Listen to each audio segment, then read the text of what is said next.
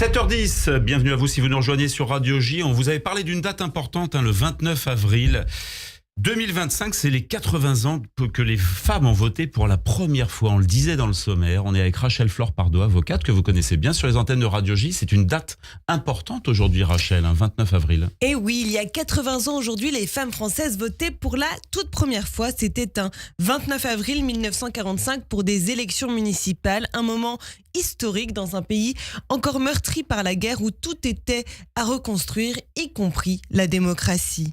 Rappelons que dans le pays des droits de l'homme, ce pays fut quelque peu en retard pour le droit de vote des femmes, alors même que dès 1791, Olympe de Gouges écrivait dans la célèbre Déclaration des droits de la femme et de la citoyenne que si la femme a bien le droit de monter sur l'échafaud, elle doit avoir également celui de monter à la tribune.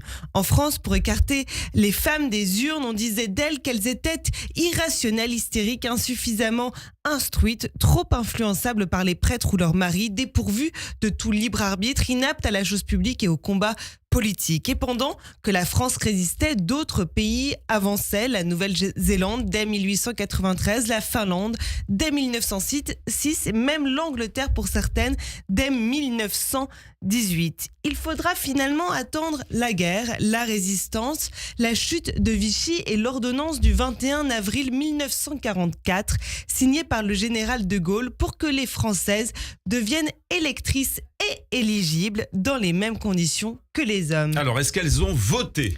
À l'approche du premier scrutin, beaucoup disaient qu'elles n'iraient pas voter. Le jour du vote, dans le journal La Croix, on pouvait lire « Cela n'amuse pas les Françaises de voter. Elle aime le calme, la Française, de sa maison, la poésie de ce sanctuaire familial où jouent ses tout-petits. » Et ce, à l'unisson de la quasi-totalité des journaux de l'époque, avides de stéréotypes misogynes. Mais finalement, oui, les femmes se sont présentées massivement aux urnes. Elles étaient plus de 10 millions à y aller et à mettre un bulletin, aussi nombreuses que les hommes. Dans certains bureaux, il n'y avait d'ailleurs pas assez d'isoloirs parce qu'on n'avait pas prévu qu'autant de femmes se déplaceraient. Sur les images d'archives, on les voit même nombreuses endimanchées, vêtues de noir. Certaines avaient mis leurs plus beaux habits, conscientes de vivre un moment important, historique, d'exercer pour la première fois un droit qui serait le fondement de l'égalité entre les femmes et les hommes en France. Et au moment de glisser leur bulletin, celles qui ont vécu ce moment témoignent encore aujourd'hui d'un grand sentiment d'émotion et de fierté. Ce jour-là, 3% de conseillères municipales furent élues. Pas beaucoup. 80 ans plus tard, où est-ce qu'on en est, Rachel ? Depuis, on avance. Aujourd'hui, 48% de femmes sont présentes dans des conseils municipaux. Un progrès qu'on pourrait croire spontané, mais qui ne l'est pas du tout. Il est le fruit de la volonté du législateur qui, en 2000, a imposé la parité sur les listes des communes de plus de 1000 habitants.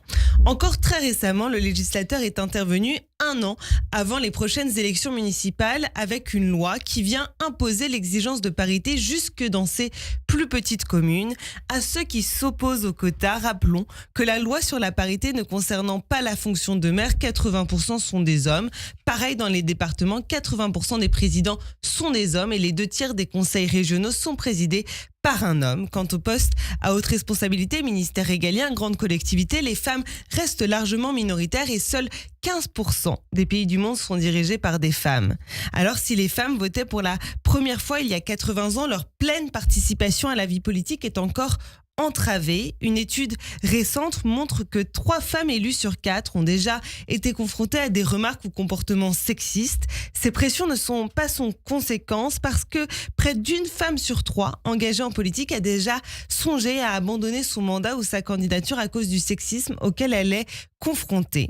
Alors, 80 ans après la première élection des femmes, cet anniversaire est ainsi l'occasion de rappeler que la parité en politique, loin d'être une conquête du passé, reste un combat d'actualité. Et ça fait 60 ans qu'elles ont le droit d'avoir un compte en banque et de travailler sans le consentement de leur mari. 1965. C'est fou.